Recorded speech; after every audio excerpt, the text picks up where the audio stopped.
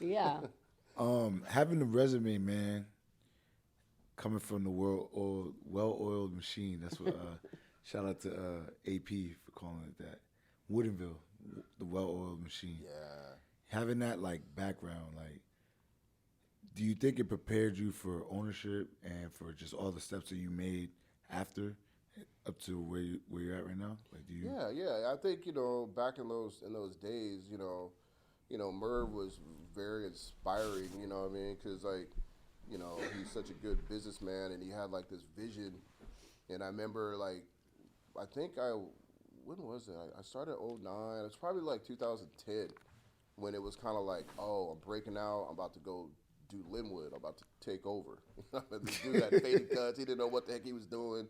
And then he was like, oh, I'm going to work with him. And then I'm like, man, he was like, nah, I'm about to take over, you know what I mean, and buy this dude out and then get the Linwood shop. And so it was really kind of around then. It was like, oh, man, this dude, Murray was really trying to like expand this stuff. And so, with us, six, of us, just trying to, think of like, these investment properties, you know what I mean? And just really having the vision of making this bigger, and scaling it up. And at that time, it wasn't anything I was thinking about. You know what I Right. mean? I went to Woodinville shop. It's the only shop. Maybe then Linwood came right after that, and so we had the two. But it wasn't like I was thinking like, oh man, we're gonna scale up. We're gonna do more than this. You know Right. what I mean? Right. And Murph was like, man, I got this whole vision, bro. Jump on board, and we gonna take off, right? And so it was that. That was at that point was like, man, like this is gonna be dope. You know what I mean? Like this is gonna be dope. So that Woodinville shop just being there for X amount of years before we opened up South Center, um, In 2012. Yep. in 2012, it Yep. really was like the first major investment for all of us to really jump on board with. Yeah. And once we we all talked about those type of things, it was really like around then where I was like, wow, this is why I was like thinking when I was a kid, like being in this game, like this is exactly kind of stuff I'm talking about, thinking about, but not really like, you know, there was a gap of time where I wasn't thinking about it, but I knew barber was where I was supposed to be.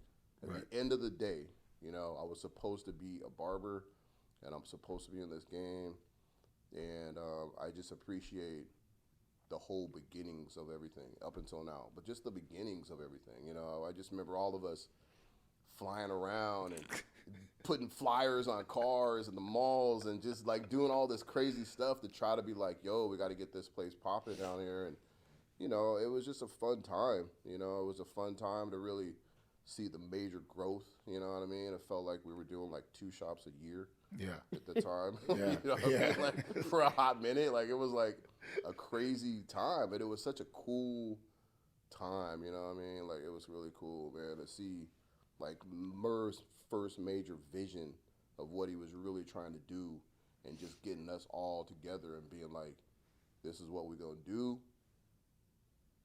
Get on board. Yeah. And if you don't want to be on board, kick rocks. You know what I mean? Kind of a thing. So we had some cats that kind of left. They were really hip to what we were trying to do, especially with the online booking. Yeah. That was such a cool thing to do at that time because nobody was doing it. Barbershops weren't doing the online booking. We were real innovative. Started from having like a laptop in the back and trying to figure out real like Stone Age stuff. You know what I mean? Flintstone stuff. Like it was like, oh, people call, we go to the laptop, try to put the thing in, and like it was just, and then it was just like one of those things, man. Until we progressed, slowly got to the point that we have barbers that left because they Because just they were were not not rocking rocking with with that, the yeah. online booking. Like They didn't have the vision. And They didn't have clients. the Remember, vision. we had Yeah. clients. Clients. Clients Yeah. we had beefing. clients that were beefing. They were Yeah. like, I'm not doing that. I'm not doing it. Yeah.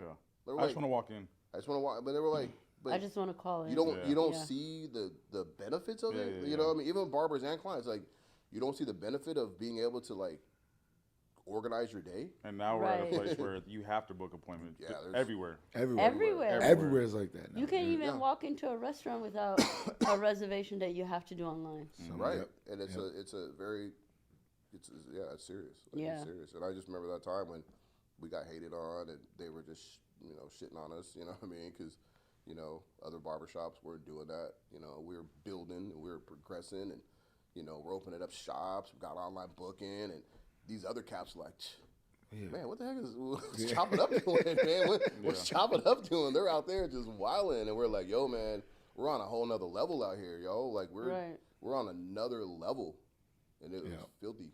Yeah. It's filthy. Yeah. Yeah. Even though you're working, you got your business within a business. You know what I'm saying? So you got the whole shell of the conglomerate of Chop It Up. You know, the global. The globalness of Chop It Up. I mean, we're gonna get there.